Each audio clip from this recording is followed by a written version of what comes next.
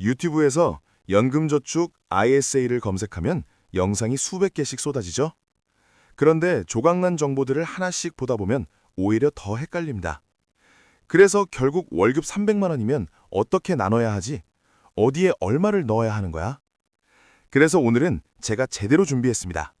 2026년 ISA 한도 3억 원 상향 개정안부터 연금저축과 IRP의 정확한 가입 순서, 그리고 건보료 폭탄을 피하는 인출 전략까지 전부 설명해 드리겠습니다. 다른 영상 10개 더 보실 필요 없습니다. 이 영상 하나면 여러분의 노후 준비 계획은 영원히 완성됩니다. 지금 하던 일 잠시 멈추세요. 휴대폰 알림도 꺼두세요. 그리고 집중해서 들어주세요. 오늘 우리는 대한민국 노후 준비의 3가지 최종 병기를 완전히 해부합니다. 구독과 좋아요는 저와 여러분 모두를 더 행복하게 만들어줍니다. 2026년의 대한민국은 유례없는 인구 구조의 변화와 경제적 전환점이라는 거대한 파도 앞에 서 있습니다. 거리를 가득 메운 화려한 네온사인과 활기찬 도심의 풍경 뒤편에는 다가올 노후라는 막연한 불안감이 안개처럼 자욱하게 깔려 있습니다. 우리는 누구나 평온한 노후를 꿈꾸지만 현실은 그리 녹록지 않습니다. 수명은 100세를 향해 길어지고 있지만 우리가 직장에서 온전히 수익을 창출할 수 있는 시간은 그에 비해 턱없이 짧기 때문입니다. 특히 퇴직 후 국민연금을 수령하기 전까지의 공백기, 이른바 소득 크레바스라 불리는 구간은 많은 이들에게 재무적 재난 상황이나 다름없는 위협으로 다가옵니다. 수명이라는 이름의 자동차는 아직 수십 킬로미터를 더 달려야 하는데 자산이라는 연료통은 이미 바닥을 드러내고 있는 격입니다. 이러한 위기 속에서 국가가 제시하는 합법적인 방패이자 가장 강력한 무기가 바로 오늘 우리가 깊이 있게 다룰 3가지 계좌, 즉 개인 종합 자산관리 계좌인 ISA와 연금저축펀드, 그리고 개인형 퇴직연금인 IRP입니다. 수많은 정보가 범람하는 유튜브와 포털 사이트에는 이 계좌들에 대한 파편화된 정보들이 넘쳐나지만 정작 내 월급 300만 원 중 얼마를 어떤 순서로 넣어야 하는지에 대한 명확한 해답은 찾기 어렵습니다. 단순히 돈을 모으는 차원을 넘어 국가가 보장하는 확정 수익률인 세액공제 혜택을 극대화하고 나아가 은퇴 후 건강보험료 폭탄이라는 예기치 못한 공격으로부터 내 자산을 온전히 보존하는 전략이 절실한 시점입니다. 이 다큐멘터리는 2026년 개정안을 바탕으로 변화된 금융 환경 속에서 여러분의 노후를 지켜줄 최후의 보루가 무엇인지, 그리고 그 구체적인 실천 방안은 무엇인지를 전문가의 시선으로 냉철하게 분석할 것입니다. 단순히 이론적인 설명에 그치지 않고 실제 사례를 통해 복리의 마법과 절세의 효용성을 증명해 보이겠습니다. 지금 이 순간 여러분의 자산이 세금과 건보료라는 이름 아래 무방비하게 노출되어 있지는 않은지 점검해야 합니다. 아는 것이 곧 돈이 되고 준비된 자만이 소득의 절벽을 무사히 건널 수 있는 시대입니다. 대한민국 노후 준비의 결정판이 될 이 여정을 통해 평생 흔들리지 않는 재무적 자유의 토대를 마련해 보시기 바랍니다. 우리가 직면한 위기는 단순히 잔고가 부족하다는 사실에 그치지 않습니다. 대한민국 사회의 허리를 지탱하는 4050 세대, 그리고 60세대는 역사상 가장 풍요로운 시대를 살았으나 동시에 가장 불확실한 노후를 맞이하는 세대가 되었습니다. 과거 고성장 시대에는 은행에 돈만 넣어두어도 연 10% 이상의 이자가 붙었고 이는 자연스럽게 노후의 든든한 버팀목이 되었습니다. 하지만 지금은 저성장과 저금리가 고착화된 이른바 뉴노멀의 시대입니다. 물가는 치솟고 화폐의 가치는 날이 갈수록 하락하는데 내 통장의 이자는 물가 상승률조차 따라잡지 못하는 실정입니다. 이것은 자산의 정체가 아니라 실질적인 자산의 감소를 의미합니다.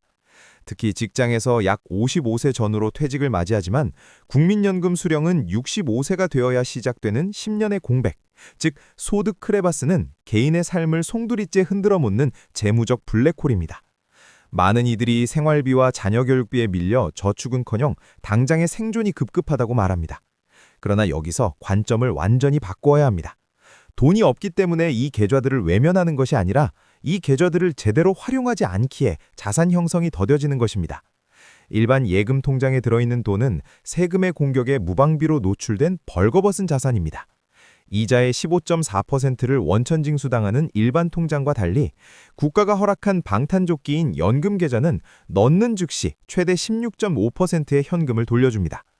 이는 단순히 저축을 장려하는 차원을 넘어 국가가 개인의 노후를 스스로 책임지라고 부여하는 가장 강력한 인센티브입니다. 하지만 우리는 여전히 금융 문맹의 늪에서 벗어나지 못한 채 성실하게 모은 돈을 건강보험료와 세금이라는 명목으로 국가에 되돌려주고 있습니다. 한 상담 사례의 김 부장님은 평생 모은 3억 원을 정기예금에 넣어두었다가 연간 이자 소득이 2천만 원을 넘어서면서 금융소득 종합과세 대상자가 되었고 결국 건강보험료 폭탄을 맞으며 피부양자 자격까지 박탈당했습니다. 이는 정보를 몰랐기에 발생한 비극입니다. 만약 그가 ISA라는 합법적 은신처를 알고 있었다면 그의 자산은 온전히 보존되었을 것입니다. 이제 우리는 자산의 방탄조끼를 입혀야 합니다. 그렇다면 왜 하필 이 세 가지 계좌를 동시에 운영해야 할까요? 하나에만 집중하면 관리도 편할 텐데 말입니다. 그 이유는 각 계좌마다 국가가 부여한 기능과 혜택, 그리고 제약사항이 마치 골프채 세트처럼 각기 다르기 때문입니다. 비상시에 대비한 유동성, 연말정산 시의 즉각적인 환급, 그리고 퇴직금의 장기적인 보호라는 세 가지 목적을 달성하기 위해서는 이 계좌들의 조합이 필수적입니다. 그중에서도 2026년 개정안을 통해 가장 파격적인 변신을 예고한 것이 바로 ISA, 즉 개인종합자산관리 계좌입니다. 정부는 국내 증시에 활력을 불어넣고 국민의 자산 형성을 돕기 위해 기존의 한계를 대폭 허물기로 했습니다. 기존 1억 원이었던 납입 한도를 무려 3억 원으로 상향 조정하는 법안이 발의된 것입니다. 이는 매년 3천만 원씩 10년 동안 세제 혜택을 받으며 목돈을 굴릴 수 있다는 의미입니다. 더욱 놀라운 것은 세금 혜택의 폭입니다. 비과세 한도를 초과하는 수익에 대해 부과되던 9.9%의 분리과세 세율을 5.5%까지 낮추는 방안이 포함되었습니다. 여기에 더해 국내 투자형 ISA의 납입만 해도 납입액의 10%, 최대 300만 원까지 세액공제를 해주고 국내 주식형 펀드나 ETF에 투자할 경우 투자금액의 최대 30%까지 소득공제 혜택을 주는 파격적인 지원책이 논의되고 있습니다. 이는 단순히 세금을 아끼는 수준을 넘어 국가가 개인의 자산을 불려주기 위해 직접적으로 재원을 투입하는 것과 다름없습니다. ISA는 큰 돈을 세금과 건강보험료로부터 숨겨주는 완벽한 합법적 요새입니다.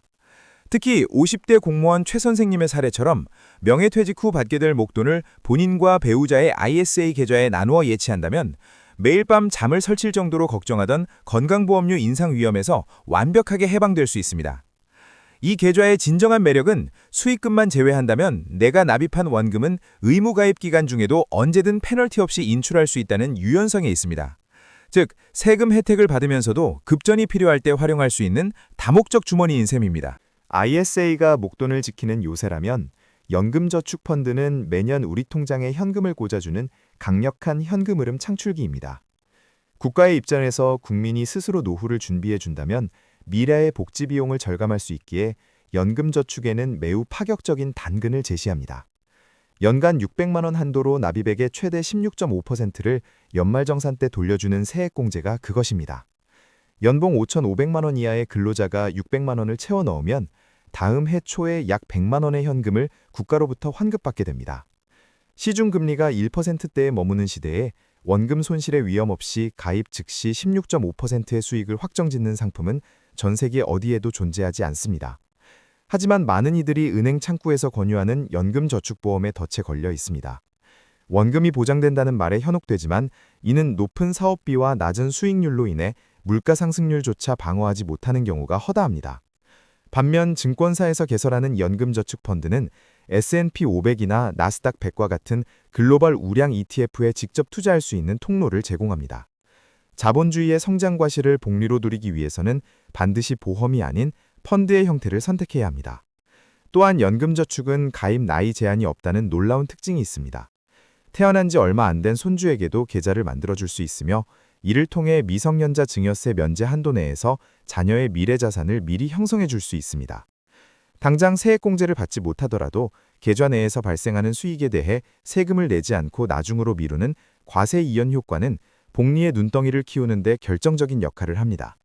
10년, 20년 뒤 이 계좌가 가져다 줄 가치는 단순한 저축의 결과를 상회할 것입니다. 연금저축은 55세까지 돈이 묶인다는 두려움이 있을 수 있지만 세액공제를 받지 않은 초과 납입분은 언제든 인출이 가능하다는 점을 기억해야 합니다. 따라서 유동성과 절세, 그리고 수익성이라는 세 마리 토끼를 잡을 수 있는 최적의 도구입니다. 직장인에게 퇴직금은 평생의 땀방울이 응축된 마지막 보루이자 제2의 인생을 시작할 소중한 씨앗입니다. 하지만 이 귀한 자산을 일반 급여 계좌로 무심코 받는 순간 국가가 떼어가는 퇴직소득세라는 이름의 무거운 세금 앞에 당혹감을 느끼게 됩니다. 이때 등장하는 세 번째 방탄조끼가 바로 개인형 퇴직연금 IRP입니다. IRP는 단순히 퇴직금을 보관하는 금고를 넘어 퇴직소득세를 획기적으로 줄여주는 절세의 핵심 열쇠입니다. 만약 퇴직금을 IRP 계좌로 직접 수령하여 연금으로 나누어 받게 되면 원래 내야 했던 퇴직소득세의 30%를 감면받을 수 있습니다. 수령 기간이 10년을 초과하면 감면율은 40%까지 올라갑니다. 수천만 원에 달할 수 있는 세금을 합법적으로 지켜내는 유일한 방법입니다. 또한 IRP는 연금저축의 세액공제 한도를 보완하는 역할도 수행합니다. 연금저축으로 600만 원을 채웠더라도 IRP에 추가로 300만 원을 더 넣으면 연간 총 900만 원에 대한 세액공제 혜택을 온전히 누릴 수 있습니다. 다만 IRP는 노후자금의 안정성을 최우선으로 하기에 전체 자산의 30% 이상을 반드시 예금이나 채권 같은 안전자산에 투자해야 한다는 엄격한 규칙이 존재합니다. 이는 투자자의 자율성을 제한하는 것처럼 보일 수도 있지만 공격적인 투자만 고집하다가 노후 자산 전체가 흔들리는 것을 막기 위한 국가의 제도적 안전장치입니다. 또한 IRP는 연금저축과 달리 일부 인출이 매우 까다로우며 중도 해지 시에는 그동안 받았던 혜택을 대부분 반납해야 하는 징벌적 세금이 부과됩니다. 따라서 IRP는 내일 당장 쓰지 않아도 되는 정말로 노후를 위해 깊이 묻어둘 자금만을 운용하는 무기징역 계좌라는 마음가짐으로 접견해야 합니다. 이제 우리는 세 가지 무기를 모두 손에 넣었습니다. 하지만 한정된 월급이라는 자원을 어떻게 배분하느냐에 따라 그 결과는 천차만별로 달라집니다. 대한민국 상위 1%의 자산가들이 실천하는 납입의 황금 순서는 명확합니다. 첫째, 연금저축펀드에 월 50만 원을 우선적으로 납입하십시오. 유동성이 좋고 투자 자율도가 높기 때문입니다. 둘째, 여유가 있다면 IRP에 월 25만 원을 추가하여 연간 900만 원의 세액공제 순도를 꽉 채우십시오. 이 단계까지만 완료해도 연말정산 시 약 150만 원의 현금이 환급됩니다. 셋째, 그 이상의 여유자금이나 목돈은 모두 ISA 계좌로 집중하십시오. 2026년 개정안의 혜택을 통해 3억 원까지 비과세와 분리과세 혜택을 누리며 자산을 불려나가는 것입니다. 특히 여기서 주목해야 할 비장의 카드는 ISA 만기 자금의 연금 전환 전략입니다. 3년의 의무가입 기간이 지난 ISA 자금을 연금저축이나 IRP로 이체하면 이체 금액의 10%, 최대 300만 원까지 추가 세액공제를 받을 수 있습니다. 즉, 그 해에는 기존 900만 원 한도에 300만 원이 더해져 총 1,200만 원에 대한 세액공제가 가능해지는 마법 같은 일이 벌어집니다.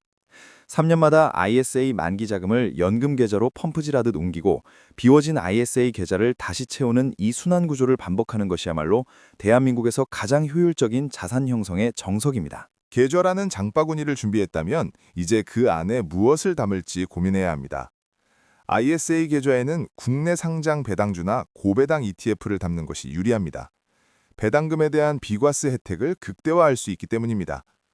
반면 연금저축과 IRP에서는 국내에 상장된 해외 ETF를 통해 미국 S&P 500이나 나스닥 100 지수를 추종하는 상품을 선택하십시오. 글로벌 우량 기업들의 성장 과실을 과세 이연 효과를 누리며 복리로 키워가는 전략입니다. 만약 투자가 어렵게 느껴진다면 은퇴 시점에 맞춰 자산 비중을 알아서 조절해주는 TDF 펀드가 훌륭한 대안이 될 수 있습니다. 마지막으로 많은 이들이 우려하는 연금 수령 시의 건강보험료 문제는 기후에 불과합니다.